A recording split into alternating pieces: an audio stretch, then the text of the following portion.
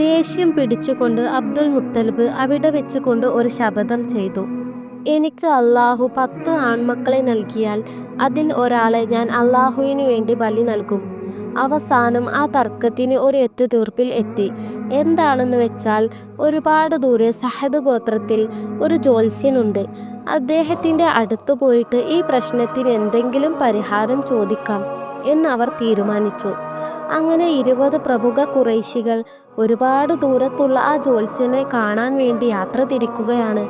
ഒരുപാട് ദൂരം താണ്ടിയ അവർക്ക് പിന്നീട് വഴിതെറ്റി ദിവസങ്ങളോളം അവർ മരുഭൂമിയിൽ അകപ്പെടുകയാണ്. യാത്രക്ക് മാത്രമായി കരുതിയ ഭക്ഷണം മാത്രമേ അവരുടെ കയ്യിലുണ്ടായിരുന്നുള്ളൂ. ദിവസങ്ങൾ പിന്നിട്ടു. അവരുടെ കയ്യിലുള്ള ഭക്ഷണമെല്ലാം തീർന്നു. ഏകദേശം മരിക്കും എന്നായ സന്ദർഭത്തിൽ ഓരോ ആളുകളും സ്വയം ഖബർ കുഴിക്കാൻ വരെ തുടങ്ങി.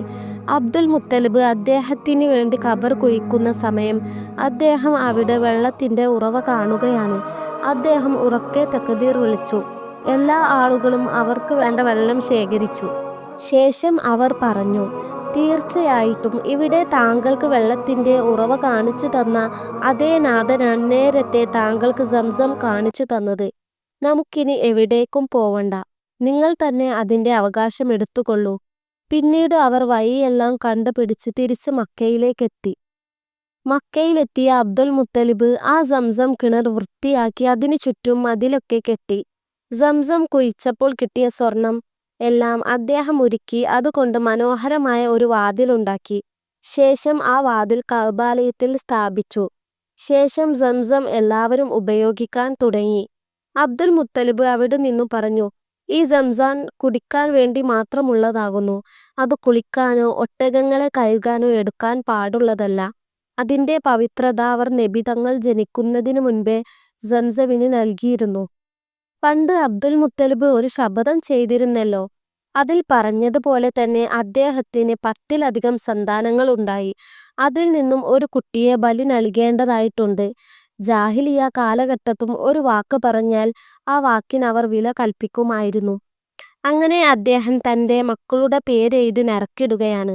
ആ നറുക്ക് വീണത് പ്രവാചകൻ മുഹമ്മദ് നബി സല്ലല്ലാഹു അലൈഹി വസല്ലമയുടെ പിതാവായിരുന്ന അബ്ദുള്ളക്കാണ്. അങ്ങനെ അദ്ദേഹം അബ്ദുള്ളയുമായിട്ട് കഅബാലയത്തിന്റെ അടുത്തേക്ക് പോവുകയാണ്.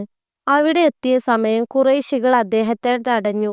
അവർ അദ്ദേഹത്തോട് കോപിച്ചു. അദ്ദേഹം പറഞ്ഞു, ഞാൻ അല്ലാഹുവിനോട് ശപഥം ചെയ്തതാണ്, അതെനിക്ക് പാലിച്ചേ പറ്റൂ. അവസാനം ഖുറൈശികൾ പറഞ്ഞു, നിങ്ങൾ ഇങ്ങനെ ഒരു അവിവേകം ചെയ്യുന്നതിന് മുൻപ് ഏതെങ്കിലും ഒരു ജ്യോത്സ്യനെ പോയി കണ്ടിട്ട് അഭിപ്രായം ചോദിച്ചു നോക്കൂ. എന്തെങ്കിലും ഒരു പരിഹാരം ഉണ്ടാവാതിരിക്കില്ല. അങ്ങനെ അവരുടെ ഉപദേശം കേട്ട് അദ്ദേഹം ഒരു ജ്യോത്സ്യനെ കാണാൻ പോയി. ജ്യോത്സ്യൻ അദ്ദേഹത്തോട് പരിഹാരമായിട്ട് പറഞ്ഞത്, നിങ്ങൾ ആ നറുക്ക് വീണ അബ്ദുള്ളയുടെ 10 ഒട്ടകങ്ങളുടെയും പേരിൽ നറുക്കിടുക. അപ്പോഴും അബ്ദുള്ളയുടെ പേര് തന്നെയാണ് വീഴുന്നതെങ്കിൽ താങ്കൾ വീണ്ടും 10 ഒട്ടകങ്ങളെ അധികരിപ്പിക്കുക. എന്നിട്ട് വീണ്ടും നറുക്കിടുക. വീണ്ടും അബ്ദുള്ളയ്ക്കാണ് നറുക്ക് വീഴുന്നതെങ്കിൽ വീണ്ടും 10 ഒട്ടകങ്ങളെ താങ്കൾ അധികരിപ്പിക്കുക.